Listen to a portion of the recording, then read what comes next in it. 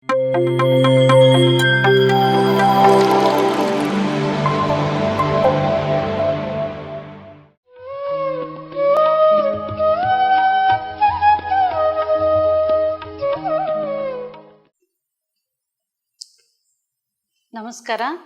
ನಾನು ರೇಣುಕಾ ಜೋಶಿ ಅಂಥೇಳಿ. ಈಗ ಸ್ವಲ್ಪ ನನ್ನ ಧ್ಯಾನದ ಅನುಭವಗಳನ್ನು ಹೇಳ್ಕೊಳ್ತಾ ಇದ್ದೀನಿ. ಮುಂಚೆಯಿಂದನೂ ನನಗೆ ಸ್ವಲ್ಪ ಧ್ಯಾನ, ಯೋಗ ಅದೆಲ್ಲ ಬಹಳ ಆಸಕ್ತಿ ಇತ್ತು. ಹಾಗೆ ನಮ್ಮ ಪ್ರೈಮರಿ ಸ್ಕೂಲ್ನಲ್ಲೂ ಸ್ವಲ್ಪ ಆ ಥರ ಧ್ಯಾನದೆಲ್ಲ ಅನುಭವ ಆಯಿತು. ನಮ್ಮ ಟೀಚರ್ಸ್ ಎಲ್ಲ ಹೇಳ್ತಾಯಿದ್ರು, ಧ್ಯಾನದಿಂದ ಕರೆದ್ರೆ ದೇವರು ಪ್ರತ್ಯಕ್ಷ ಆಗ್ತಾರೆ, ಹಂಗೆ ಹಿಂಗೆ ಅಂತೇಳಿ. ಆ ಥರ ನಾವು ಪ್ರಯೋಗ ಕೂಡ ಮಾಡಿ ಒಂದಿನ ಪೂರ್ತಿ ಧ್ಯಾನಕ್ಕೆ ಕೂತಿದ್ದೆ ನಾನು ಆವಾಗ ಪ್ರೈಮರಿ ಒಳಗೆ. ಆಮೇಲೆಯಿಂದ ಅದು ಏನು ಡಿಸ್ಕಂಟಿನ್ಯೂ ಆಗಿತ್ತು. ಆಮೇಲೆ ಬರ್ತಾ ಬರ್ತಾ ಏನಾಯಿತು ಅಂತಂದರೆ, ಈಗ ಕೊರೋನಾ ಟೈಮಲ್ಲಿ ನಾವೆಲ್ಲ ಮನೆಯಲ್ಲೇ ಇದ್ವಿ ಒಟ್ಟಿಗೆ, ಎಲ್ಲ ಫ್ಯಾಮಿಲಿ ಮೆಂಬರ್ಸ್ ಎಲ್ಲ ಇರಬೇಕಾದ್ರೆ ಕೆಲಸ ಎಲ್ಲ ಮುಗಿತಾ ಇರ್ತಿತ್ತು, ಏನು ಮಾಡಬೇಕು ಅನ್ನುವಾಗ ಸ್ವಲ್ಪ ನಾನು ಯೋಗ ಅದೆಲ್ಲ ಮಾಡ್ತಾಯಿದ್ದೆ. ಅದೇ ಟೈಮಲ್ಲಿ ನೇತ್ರ ಕಟಗೇರಿ ಮೇಡಮ್ ಅವರು ನಮ್ಗೆ ಕಾಲ್ ಮಾಡಿ, ಈ ಥರ ಧ್ಯಾನದೊಂದು ಪ್ಲ್ಯಾಟ್ಫಾರ್ಮ್ ಇದೆ, ಈ ಥರ ಎಲ್ಲ ಜಾಯ್ನ್ ಆದರೆ ಚೆನ್ನಾಗಿರುತ್ತೆ ಅಂತೆಲ್ಲ ಹೇಳಿದರು. ಹಾಗಾಗಿ ಆಯಿತು ನಾನು ಟ್ರೈ ಮಾಡ್ತೀನಿ ಅಂಥೇಳಿ ಆವಾಗಿಂದ ನಾನು ಯೂಟ್ಯೂಬ್ನಲ್ಲಿ PMC ಚಾನಲ್ ಸಬ್ಸ್ಕ್ರೈಬ್ ಆಗಿ ಧ್ಯಾನಕ್ಕೆ ಪ್ರಾರಂಭ ಮಾಡಿದೆ. 2019-20 ನಾನು ಯಾವಾಗ ಧ್ಯಾನ ಶುರು ಮಾಡಿದ್ನಲ್ಲ,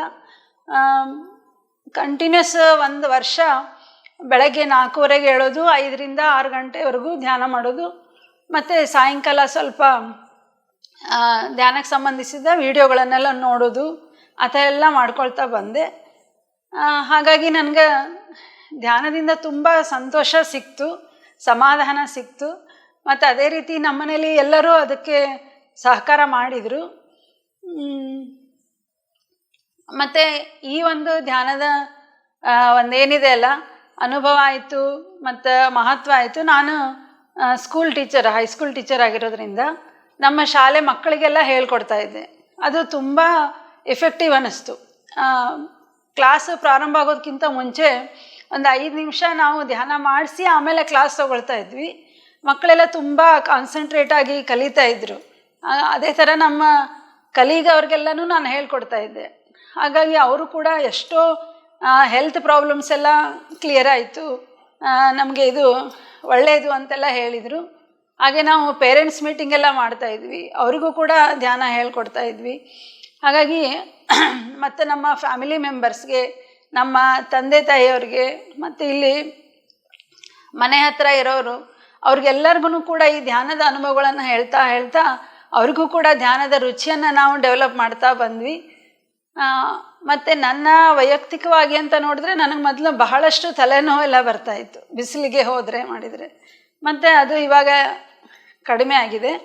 ಆಮೇಲೆ ಒಂದು ವಿಡಿಯೋದಲ್ಲಿ ನಾನು ಒಬ್ಬರ ಹತ್ರ ಕೇಳಿಸ್ಕೊಂಡಿದ್ದೆ, ಸೆಲ್ಫ್ ಹೀಲಿಂಗ್ ಅಂತ ಹೇಳಿ. ಅದು ನನಗೆ ತುಂಬ ಎಫೆಕ್ಟಿವ್ ಅನ್ನಿಸ್ತು. ಪ್ರತಿಯೊಂದು ಜೀವಕೋಶವನ್ನು ಮಾತಾಡಿಸ್ತಾ ಇರಬೇಕು, ಪ್ರತಿಯೊಂದು ಅಂಗಗಳಿಗೆ ನಾವು ಧನ್ಯವಾದ ಹೇಳ್ತಾ ಇರಬೇಕು. ಆ ಥರ ಎಲ್ಲ ಹೇಳ್ತಾ ಮಾಡ್ಕೊಂಡಂಗೆ ನಮ್ಮ ಏನು ನೋವುಗಳಿರ್ತಾವಲ್ಲ, ನಮ್ಮಷ್ಟಕ್ಕೆ ನಾವೇ ಕಡಿಮೆ ಮಾಡ್ಕೊಳ್ತಾ ಬರುವಂತಹ ಒಂದು ಪ್ರಯೋಗ ಅಲ್ಲಿ ನಾನು ಕಲಿತ್ಕೊಂಡೆ. ಹಾಗಾಗಿ ಈ ಧ್ಯಾನದಿಂದ ನಮ್ಗೆ ಏನಪ್ಪ ಅಂದ್ರೆ ಸೆಲ್ಫ್ ಕಾನ್ಫಿಡೆನ್ಸ್ ಜಾಸ್ತಿ ಆಗುತ್ತೆ. ಆಮೇಲೆ ಏನೇ ಬಂದರೂ ನಾನು ಎದುರಿಸ್ತೀನಿ ಅನ್ನೋವಂತಹ ಒಂದು ಧೈರ್ಯ ಶುರು ಆಗುತ್ತೆ. ಮತ್ತು ಯಾವುದಾದ್ರೂ ಒಂದು ಹೊಸ ಟಾಸ್ಕ್ ತೊಗೊಳ್ಬೇಕಂದ್ರೂ ಕೂಡ ನಮ್ಗೆ ಖುಷಿಯಾಗಿ ನಾವು ಆ ಟಾಸ್ಕನ್ನು ತೊಗೊಳ್ಬೋದು.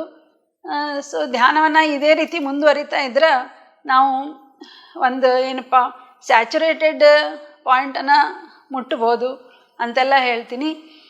ಹಾಗಾಗಿ ಇವಾಗ ಏನಪ್ಪ ಒಂದು ತಟಸ್ಥವಾದ ಅಂತಹ ಪೊಸಿಷನ್ ಏನಂತಾರಲ್ಲ, ಸ್ಥಿತಪ್ರಜ್ಞ ಅಂತ ಅಂತಾರಲ್ಲ, ಯಾವುದು ಬಂದರೆ ಹೆಚ್ಚು ಖುಷಿಯ ಆಗೋದಾಗಲಿ ಅಥವಾ ಏನೇ ನೆಗೆಟಿವ್ಸ್ ಬಂದರೆ ನೀರಸ ಆಗೋದಾಗಲಿ, ಆ ಥರ ಯಾವುದೇ ಒಂದು ಡೈಲೆಮ್ಮ ಇಲ್ಲ ನಮ್ಮ ಕಡೆ.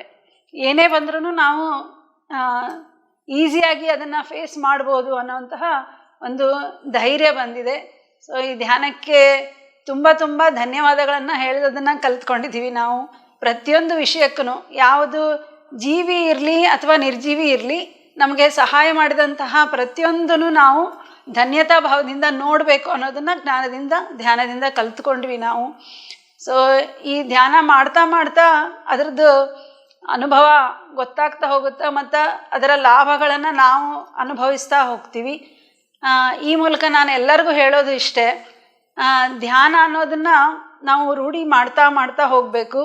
ಪ್ರತಿನಿತ್ಯ ನಾವು ಹಲವಾರು ಕೆಲಸಗಳನ್ನು ಮಾಡ್ತಾ ಇರ್ತೀವಿ. ನಮಗೆ ಒಂದೇ ಒಂದು ಪ್ರಾಬ್ಲಮ್ ಏನಂದರೆ ಟೈಮ್ ಇಲ್ಲ ಅಂತ ಹೇಳ್ತಾ ಇರ್ತೀವಿ. ಟೈಮ್ ಇಲ್ಲ ಅನ್ನೋದ್ರ ಬದಲು ಟೈಮನ್ನು ಸೇವ್ ಮಾಡೋದನ್ನು ಕಲ್ತ್ಕೊಂಡು ಅದೇ ಒಂದು 5 ನಿಮಿಷ 10 ನಿಮಿಷ ನಮ್ಮಷ್ಟಕ್ಕೆ ನಾವೇ ಕೂತ್ಕೊಂಡ್ರೆ ಹೆಂಗೆ ಗಾಡಿ ಸರ್ವೀಸಿಂಗ್ ಆಗ್ತಾ ಇರುತ್ತೆ ಹಂಗೆ ನಮ್ಮ ಮೈಂಡ್ ಕೂಡ ಸರ್ವೀಸಿಂಗ್ ಆಗ್ತಾ ಇರ್ತದೆ. ಸೊ ಮೈಂಡ್ ರಿಫ್ರೆಶ್ ಆಗ್ತಾ ಇರಬೇಕು. ಮೈಂಡ್ ಈಸ್ ಅ ಪವರ್ಫುಲ್ ಏನು ಆಯುಧ ಅಂತ ಹೇಳ್ಬೋದು. ಆ ಮೈಂಡ್ ಒಂದು ಗಟ್ಟಿಯಾಗಿತ್ತಂದರೆ ಯಾವುದೇ ಒಂದು ಪ್ರಾಬ್ಲಮ್ ಕೂಡ ನಾವು ಎದುರಿಸ್ಲಿಕ್ಕೆ ಸಾಧ್ಯ ಆಗುತ್ತೆ. ಸೊ ಈ ಧ್ಯಾನದ ಮುಂದೆ ಬೇರೆ ಯಾವುದೇ ಪವರ್ ಇಲ್ಲ ಅನ್ನೋರು ಅಷ್ಟರ ಮಟ್ಟಿಗೆ ಧ್ಯಾನ ನಮ್ಗೆ ಒಂದು ಸಕ್ಸಸ್ಫುಲ್ ವೇ ಆಫ್ ಲೈಫ್ ಅಂತ ಹೇಳ್ಬೋದು. ಇದನ್ನು ನಾನು ಇವಾಗ ಕಂಟಿನ್ಯೂ ಮಾಡ್ತಾ ಇದ್ದೀನಿ. ಮತ್ತು ಇನ್ನೂ ಹೆಚ್ಚು ಸಿಕ್ಕಾಗೂ ನಾವು ಕಂಟಿನ್ಯೂ ಮಾಡ್ತಾ ಇದ್ದರೆ ಆಟೋಮೆಟಿಕ್ಕಾಗಿ ನಮ್ಮ ಏನು ದೈಹಿಕ ಪ್ರಾಬ್ಲಮ್ಸ್ ಆಗಲಿ ಮಾನಸಿಕ ಆಗಲಿ ಸೆಲ್ಫ್ ಹೀಲಿಂಗ್ ಮಾಡ್ತಾ ಬರ್ಬೋದು. ಆಮೇಲೆ ಇನ್ನೊಂದು ಏನಂತಂದರೆ ಇಲ್ಲಿ ನಾವು ಇಮ್ಯಾಜಿನೇಷನ್ ಮಾಡೋ ಒಂದು ರೂಢಿ ಬೆಳೆಸ್ಕೊಳ್ಬೋದು. ನನಗೇನು ಆಗಬೇಕಾಗಿದೆ ಮುಂದೆ ಅದನ್ನು ಈಗಿಂದ ನಾನು ಇಮ್ಯಾಜಿನೇಷನ್ ಮಾಡ್ತಾ ಮಾಡ್ತಾ ನಮಗೊಂದು ಖುಷಿ ಸಿಗುತ್ತೆ.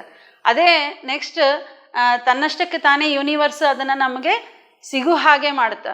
ಅಂತಹ ಅನುಭವಗಳು ನನಗೆ ಬಹಳಷ್ಟು ಆಗಿದೆ. ಮತ್ತು ವಾತಾವರಣ ಏನಪ್ಪ ಪಾಸಿಟಿವ್ ಎನರ್ಜಿ ಮನೇಲಿ ನಮ್ಮ ಮನೆಗೆ ಬಂದವರೆಲ್ಲ ಹೇಳ್ತಾರೆ ವೈಬ್ಸ್ ಚೆನ್ನಾಗಿದೆ, ಪಾಸಿಟಿವ್ ಎನರ್ಜಿ ಚೆನ್ನಾಗಿದೆ, ನಾವು ಇಲ್ಲಿ ಬಂದರೆ ಇನ್ನೂ ಸ್ವಲ್ಪ ಕುತ್ಕೊಳ್ಬೇಕು ಅನಿಸುತ್ತೆ, ಆ ಥರ ಎಲ್ಲ.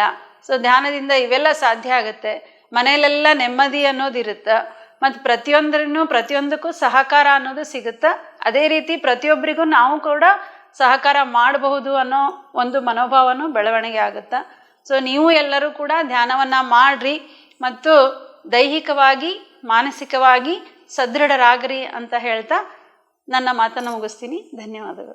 PMC ಕನ್ನಡ ಚಾನೆಲ್ ಅನ್ನು ಲೈಕ್ ಮಾಡಿ, ಶೇರ್ ಮಾಡಿ, ಸಬ್ಸ್ಕ್ರೈಬ್ ಮಾಡಿ ಮತ್ತು ಮಾಡಿಸಿ. ಎಲ್ಲರಿಗೂ ಧನ್ಯವಾದಗಳು.